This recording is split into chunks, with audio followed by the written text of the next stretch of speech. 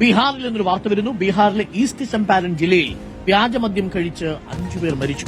5 പേർ ചികിത്സയിൽ. സംഭവത്തിൽ 12 പേരെ പോലീസ് അറസ്റ്റ് ചെയ്തിട്ടുണ്ട്. സംസ്ഥാനത്ത് മദ്യനിരോധന നിയമം നടപ്പിലാക്കുന്നതിൽ സർക്കാർ പരാജയപ്പെട്ടുവെന്ന് പ്രതിപക്ഷം ആരോപിച്ചു. വൈഎസ് അഭിനന്ദനുണ്ട് ഡൽഹിയിൽ നിന്നും കൂടുതൽ വിവരങ്ങളുമായി.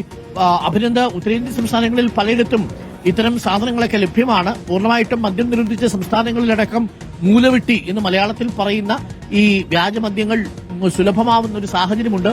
എന്താണ്, എപ്പോഴാണ് ഈ അപകടം സംഭവിച്ചത്? വലിയ രാഷ്ട്രീയ വിഷയമായി മാറിയിരിക്കുകയാണോ ബീഹാറിലെ മദ്യദുരന്തം? വൈഎസ് അഭിനന്ദ്.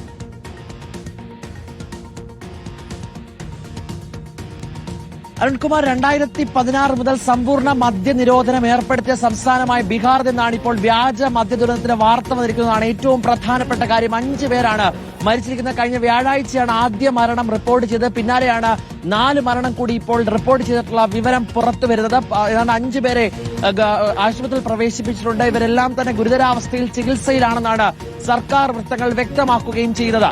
2016 മുതൽ സമ്പൂർണ്ണ മദ്യനിരോധനം ഏർപ്പെടുത്തിയ സംസ്ഥാനത്തിൽ തുടർച്ചയായി ഇത്തരത്തിലേക്കുള്ള മദ്യദുരന്തം ഉണ്ടാകുന്നതിൽ വലിയ പ്രതിഷേധമാണ് പ്രതിപക്ഷത്തിന്റെ ഭാഗത്തുനിന്നും ഉയർന്നു വരികയും ചെയ്തത്. RJD നേതാവും ഒപ്പം തന്നെ പ്രതിപക്ഷ നേതാവായിട്ടുള്ള തേജസ്വി യാദവാണ് ഇതുമായിട്ട് ബന്ധപ്പെട്ട രൂക്ഷ വിമർശനം ഇപ്പോൾ ഉന്നയിക്കുന്നത്. എവിടെ പോയി മദ്യനിരോധനം? എന്താണ് ഈ മദ്യനിരോധനവുമായിട്ട് ബന്ധപ്പെട്ട് സർക്കാർ ചെയ്യുന്ന അടക്കമുള്ള ചോദ്യങ്ങളാണ് ഇപ്പോൾ സർക്കാരിന് നേരെ പ്രതിപക്ഷം ഉയർത്തുന്നത്. കോൺഗ്രസ് അടക്കമുള്ള പ്രതിപക്ഷ കക്ഷികൾ ഒരു പ്രതിഷേധവുമായി തന്നെ മുന്നോട്ട് പോകാനാണ് തീരുമാനം.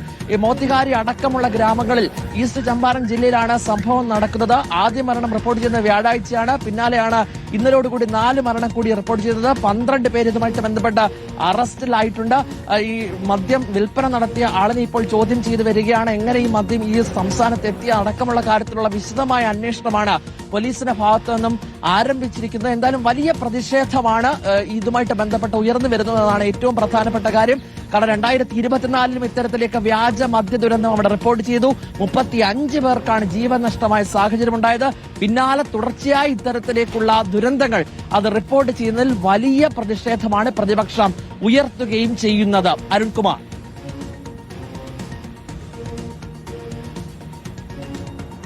Okay, thank you. വൈഎസ് അഭിനന്ദാണ് വിവരങ്ങൾ നൽകിയത്.